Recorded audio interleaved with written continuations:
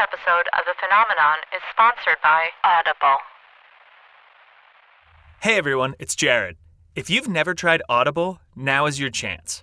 Audible is offering a free 30-day trial and a free audiobook to listeners of The Phenomenon, so this is the perfect time to check out their service.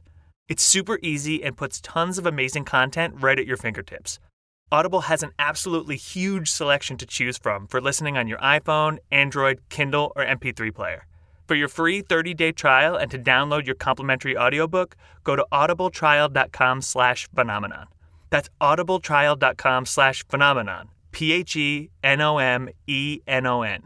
Sign up now and further immerse yourself in the wonderful world of audio.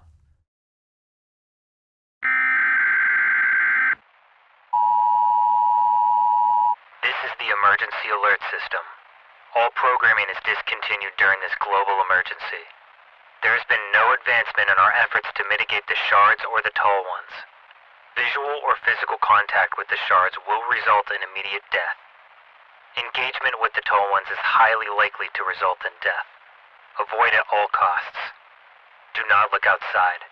Do not look at the sky. Do not make noise.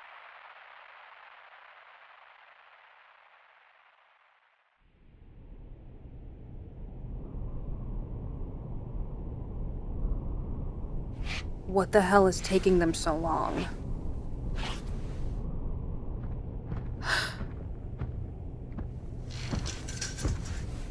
What the fuck?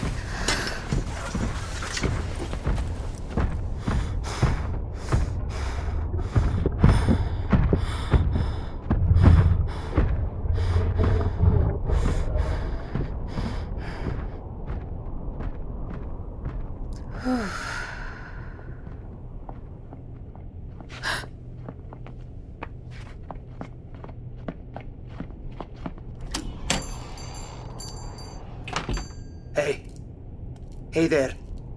I know you're in here. I saw you from the window. Get up slowly and come out from hiding. Stay quiet. I'd really love to, but I'm wounded. Stay where you are and keep your hand empty.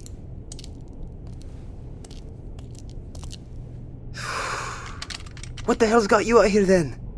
That's a bit of a story. Did you come with Longmire? How did... never mind. No, I didn't come with Longmire, but I know him and the guys who did. So you know Hardy? Hardy's dead. What? How? The things came from the sky, attracted by excessive noise. Damn. Hardy was a good man. I wouldn't know. One of the guys he was with shot me, which is... What made the excessive noise? Yeah. I'm sorry. Were you following that thing? The giant that just walked by? Yeah, and actually, I've got to get on with it. I've got to catch up with that thing. Why? Those things have been crawling all over the wreckage and demolished buildings all over the city. I'm trying to find out why, so let's go. What? No, I'm not going with you.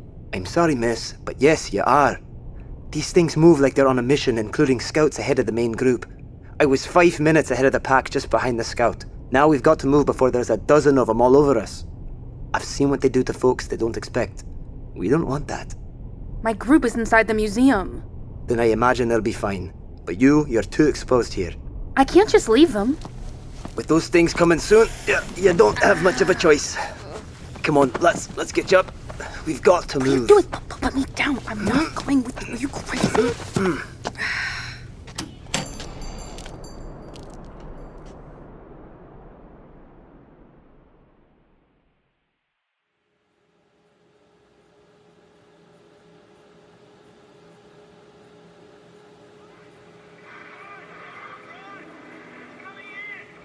Here's where it hits you. Jesus. You were very lucky. It could have snapped you in half. Not everyone was so lucky. Oh my god. This is just before Alex leads it back outside. Just before we close the door. I can't watch anymore. I'm so sorry you had to go through that. It was awful. We never should have opened that door. We had to. I know, but we barely opened the door for months, and we were fine. We were safe. We kept the shards out. What is it, Henry? The shards. Look at this. The door was wide open the entire time, and the attack was extremely loud. And? And no sign of the shards. Thank God. Yeah, thank God, but noise like that should have attracted them immediately, but it didn't. Why? We got lucky? Maybe. Or maybe the shards avoid the tall ones. Is that possible? I'd believe anything at this point. And what's that? What? That little black blob right outside the door. I have no idea. We should go see if it's still there. Outside? Absolutely not. It's just outside the door. It's something the tall one left behind. Or it's nothing, and we're needlessly putting ourselves at risk. You were just ranting about how we should never open the door. Well, I wouldn't say I was ranting. Henry! Look, Evelyn, you're right, of course. But this could be a chance to learn something about them.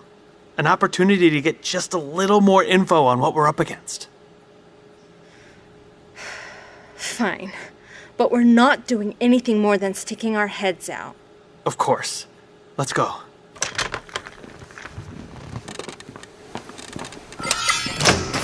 Are you sure about this? We have to see what that thing is. Everyone, we're opening the door again, just for a moment.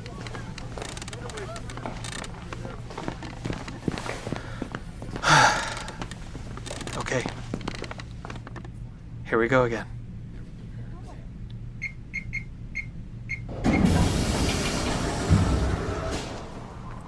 There it is. What is it? I have no idea. Some kind of spiky ball of God knows what. Let's get a little closer. So? We should bring it in to examine it. Is it safe? I don't know. But there's only one way to find out. I suppose we've come this far.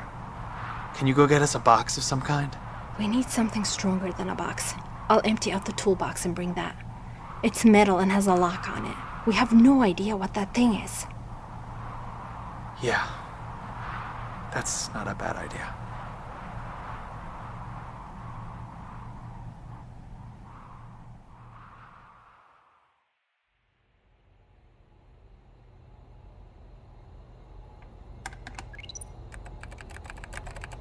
What's that?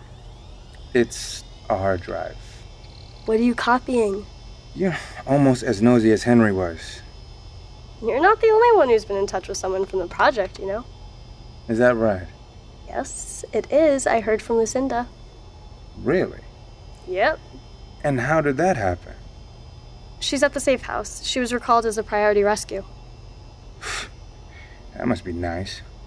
And they let her call you. Apparently she's in some kind of leadership role now, although she didn't elaborate on that. That's actually not very surprising. She called to have me do some research on cave paintings. Go on. Professor Opperthorne from the UK released a paper years ago about similarities in cave paintings from around the world.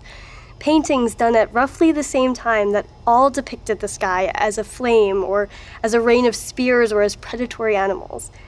He wrote about how in their own unique ways, a half-dozen ancient cave dwellers had expressed in their art a profound fear of the skies. Lucinda called me to get me to find visual samples from my archive. I can see why she was interested. Did you find anything? Oh yeah, and more. I'm listening. Some, only a few, but some had strange tall hunters in the same paintings. Beings that hunted men. I'm beginning to see... What the hell is that? It's the buzzer. The buzzer for the airlock. Someone else is here? 2 visitors after months of nothing? You must be excited. I'm wondering what I did to get so popular.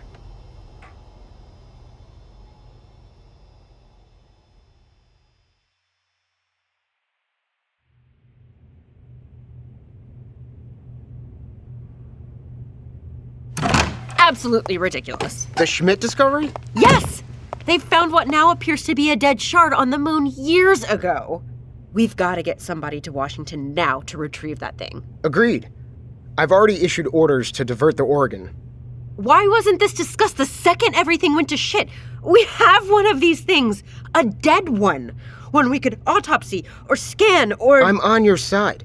Admittedly, they've done everything to it they could over the last few decades. X-rays, CAT scans... And what did they find? That the shards are composed of roughly equal parts carbon, silicon, and calcium. And? And that's it. In 30-plus years, that's all they've ever managed to determine. That's ridiculous. You're telling me they've had a shard to poke and prod and subject to all sorts of... Whoa. Doc, I'm just the messenger. So what's the latest from the Oregon? Well, as I mentioned, the orders have been issued, but it looks like we're having trouble getting in touch with them at the moment. What do you mean, trouble getting in touch? We've sent a packet diverting the Oregon, but we've been unable to get acknowledgement that they've received their altered orders. Well, what does that mean? Do we send another op to DC? What about the Opperthorn research? What about... Whoa. Slow down. All it means is that we haven't heard back from them. It could be anything, or it could be nothing. God, it was unforgivably stupid of us to put all our eggs in one basket. How could we be that stupid shit? Calm down, Doctor. We haven't. Now, if it's just a glitch, then no harm done. If they're gone, we'll have lost Opperthorn's work, but we could still use alternate resources to retrieve the shard. There's no real scenario where we're 100% up the creek. Over 95% of humanity is dead. We're completely incapable of living on the surface. The planet is experiencing a supernatural winter in both hemispheres. And we've just lost contact with the couriers of the one slim hope we have of finding an acceptable end to this. How exactly are we not up the creek? You haven't read the rest of the files, have you? No, I came as soon as I read about the Schmidt discovery. Well, I'm very curious why the tall ones are excavating all over the world. That doesn't give us anything we can use. It's a dead end. You're thinking like a doctor, that these problems are like a disease, that we need to find some agent or method of fighting them wholesale. But I'm a submariner. I fight wars in ever-changing three-dimensional environments. I can't operate on one track like that. If we can determine what the goals of the tall ones are, what they want, it may enlighten us on the course of action to take. I see what you're trying to say. And I get it. I do. It's just... that course of action might reveal something to do about the tall ones. What about the shards? Are you really of the opinion that they're entirely unrelated? Of course not. That would be naive and ridiculous. That's why we've continuously operated under the presumption they're connected. Then why suddenly worry if we lack progress in addressing one? Won't any line of research we take on either eventually converge and give us the solution for both? Well, not any line of research, but I see your point. It's just, we're responsible for the continued survival of the human race. It seems prudent to me to attack the problem from multiple angles. We are. Opperthorn, the Schmidt discovery, our continued observation of the tall one's excavations. And yet our primary tactic is still avoidance. Until we have actionable intelligence or some kind of new weapon, that's our best bet. Yes?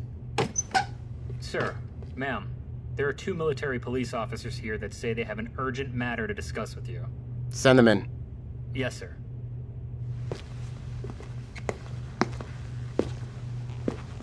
Sir, ma'am, I'm sorry for the interruption, but this couldn't wait. We've completed our initial investigation into the deaths of the previous council membership. And what's your conclusion? I'm afraid we've completely ruled out accident or happenstance. There's a murderer in the facility targeting people of authority. Do you have any leads as to who it might be?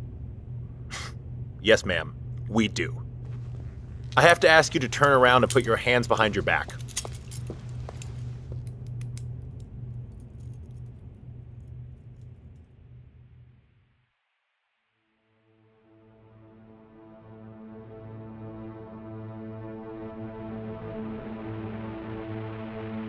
The Phenomenon is written and directed by Jared J. Smith, based on the novel The Phenomenon by R.K. Kadick.